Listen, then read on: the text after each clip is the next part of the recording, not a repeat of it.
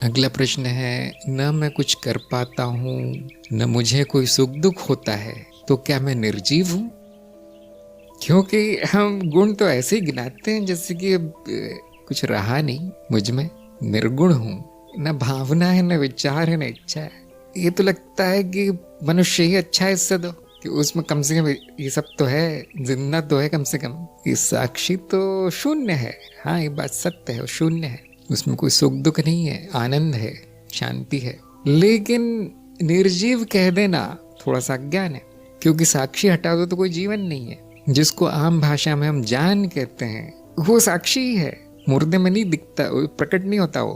तो अंत में साक्षी ही जीवन है, निर्जीव नहीं। सजीव जो है, सजीव तत्व आप में, मनुष्य में, वो साक्षी है।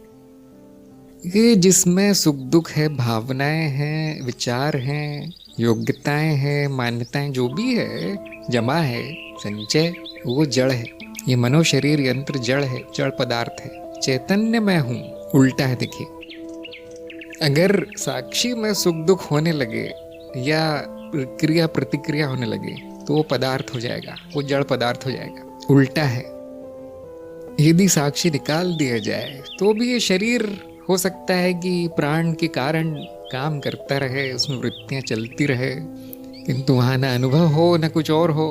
तो बाहर से तो जीवंत दिखेगा, लेकिन अंदर कोई जान नहीं होगी, उसमें बेजान होगा। ये तो वैसे ऐसा लगता काल्पनिक स्थिति होगी, लेकिन आप समझने के लिए ऐसी कल्पना कर सकते हैं कि क्या होगा अगर साक्षी निकाल दें तो मनुष्य में से। भले वो कितना भी काम करता रहे, कितनी भी उसमें भावनाएं इच्छाएं आती रहे, वो रहेगा जड़, यंत्र रहेगा, रोबोट।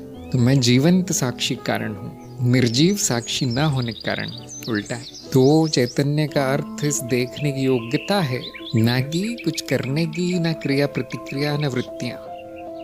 अगला प्रश्न है, आत्मज्ञान के बाद मुझे क्या करना चाहिए?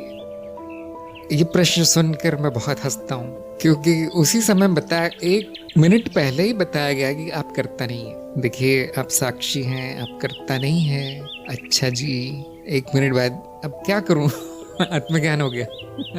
क्या कर सकते हैं? जो करने वाली भावना इतनी गहरी बैठ गई है लोगों के मन में कि जब अंतिम चरण पर पहुंच जाते हो, आत्मज्ञान जीवन का अंतिम चरण है, अंतिम ज्ञान है, तो भी वो कर्ता भाव जाता नहीं है। फिर भी पूछते ही हैं कि अब क्या करूं।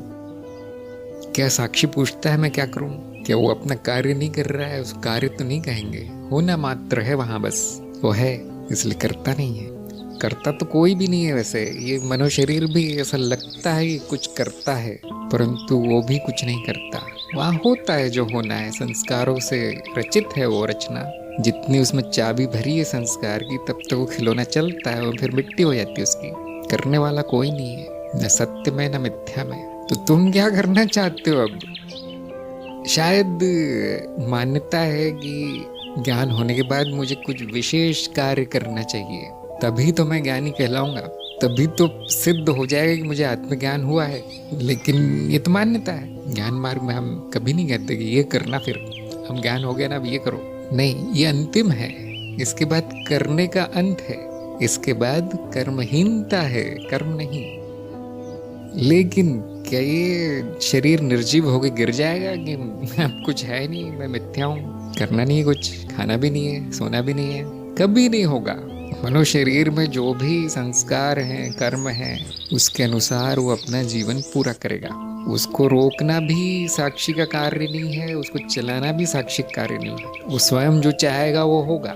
मनो शरीर जो चाहेगा, उसमें जो इच्छाएं होंगी वो फलित होंगी। और बहुत से गुरुजनों का कहना है कि अंतिम होता है, इसके बाद इच्छाएं बनती नहीं है, कर्म बनते नहीं है। जो उसमें पहले से भरा गया है, उतना खाली होते ही वो उसका खेल ही खत्म हो जाता है। ज्ञान में ये शक्ति है। देखिए, तो जो प्राकृतिक है वो अपने आप होगा, आपको कुछ नहीं करना है। यदि आपकी बुद्धि कहती कि ये गलत हो रहा था, जैसे हमने अशुद्धियों की बात की आदि आदि, तो जरूर ठीक कर लीजिए। लेकिन वो तो बिना आत्मज्ञान के भी कर सकते हो, करना भी चाहिए। अशुद्धियों को ठीक करने के लिए, अपना व्यवहार ठीक करने के लिए आपको परम ज्ञानी होने की क्या आवश्यकता है? थोड़ी सी बुद्धि से काम हो जाता है। तो कोई बात नहीं, अगर वो करने वाली इच्छा, जिसको हम कार्य ऊर्जा कहते हैं, उसमें ऊर्जा है, कुछ ना कुछ करता रहता जीव, अगर वो अधिक है तो शुद्धिकरण कर लीजिए। जो आपको लग रहा है कि ठीक नहीं हो रहा है मेरे जीवन में, बुद्धि कह रही है ऐसा, ठीक कर लो, एक दिन में हो जाता है। अशुद्धि को पहचानना ही अशुद्धि का अंत है। अशुद्धि क्यों है? क्योंकि किसी ने बताया नहीं कि वो अशुद्धि है, जाना नहीं, इसलिए वो पड़ी हुई है। तो ज्ञान होते ही वो ज्ञान चक्षु खुल जाते हैं, दिख जाता है कि मेरे में क्या अशुद्धि है, वहीं बंद भी हो जाती है। नहीं, अभी भी बहुत ऊर्जा है, तो गुरु की जो आज्ञा है वो करना है। क्योंकि गुरु ऐसा मान के चलते हैं हम कि शिष्य को बहुत अच्छे से पहचानते हैं वो कि वो क्या है, किस मिट्टी का बना है वो, और फिर उसको ऐसा कार्य दिया जाता है जो हर कर्म का अंत कर दे, उसके संचय को बढ़ाने की जगह जो घटा दे, ऐसा कार्य गुरु चुन कर देते हैं। और कभी कभी मैं भी करता हूँ ऐसा। अधिकतर ये सेवा कार्य होता है। सेवा कार्य बहुत लोगों को पसंद नहीं आता, इसलिए पूछते भी नहीं गुरु से, कहीं सेवा कार्य मैंने लगा दे मुझे।